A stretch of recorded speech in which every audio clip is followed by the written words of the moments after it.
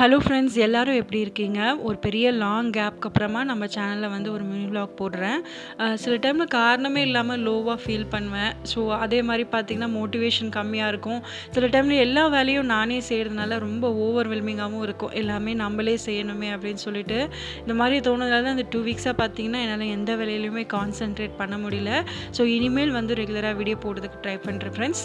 இது பார்த்தீங்கன்னா, இன்னைக்கு காலையில எடுத்த விளாக் தான். காலையிலே பார்த்தீங்கன்னா, லஞ்ச் பாக்ஸ் வேலை தான் வந்து சரி ரெடி பண்ணிட்டுருந்தேன். பார்த்தீங்கன்னா, கேரட் சப்பாத்தி, முட்டை கிரேவி, அதுக்கப்புறம் வந்து புதினா சாதம் தான் வந்து ரெடி பண்ணிட்டுருந்தேன். அந்த வெஜிடபிள்ஸ்லாம் பார்த்தீங்கன்னா, தனுஷ் 2 1/2 வயசு வரையும் வந்து பார்த்தீங்கன்னா, சாம்பார் சாதத்துலேயோ, இல்ல கிச்சடிலேயோ அது மாரி போட்டு குடுத்தா எல்லா வெஜிடபிள்ஸும் சாப்ட்டுருவான். பட் இப்போ வந்து பார்த்தீங்கன்னா, பெரியவன் ஆனதுக்கப்புறம் வெஜிடபிள்ன்ற பேர் கேட்டாலே வந்து ஓடி போயிடுறான். காய்ன்ற வார்த்தையே வந்து சுத்தமா சாப்பிடுறதே கிடையாது வெஜிடபிள்ஸு. ஸோ, அதனால இது மாரி ஏதாவது தோசையில, சப்பாத்தில போட்டு ரெடி பண்ணி குடுத்தா தான் உண்டு. இந்த முட்டையிலுமே பார்த்தீங்கன்னா, அவன் வெறும் எக் யோக் மட்டும் தான் சாப்பிடுவான். ஸோ இது மாரி கிரேவியில போட்டு பாயில் பண்ணிட்டு, அந்த எக் யோக் மட்டுமே வந்து செப்பரேட்டா எடுத்து போட்டு பாக்ஸ்ல பேக் பண்ணிடுவேன்.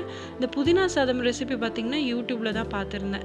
புதினா, அதுக்கப்புறம் இஞ்சி, பூண்டு, பச்சை மிளகா, கொத்தமல்லி, அதுக்கப்புறம் புளி சேர்க்கறதுனால இதோட டேஸ்ட் வந்து உண்மையாலுமே ரொம்ப சூப்பரா வந்திருந்தது. ஸோ சாதத்துக்கு அதெல்லாம் கலரிட்டு, அதுக்கப்புறம் பார்த்தீங்கன்னா, லாஸ்ட்டா வந்து பொட்டுக்கடலை சட்னியும், பிரேக்ஃபாஸ்ட்டுக்கு தோசை வந்து பார்த்தீங்கன்னா, கம்பு மாவு வந்து அரைச்சு வச்சிருந்தேன். கம்பு சாதம்லாம் சேர்த்து.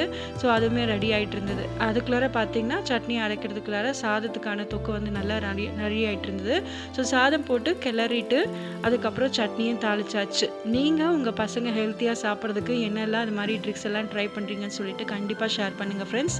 இந்த வீடியோ புடிச்சிருந்தா ஒரு லைக் குடுங்க. தேங்க்ஸ் ஃபார் வாட்சிங். Have a good day.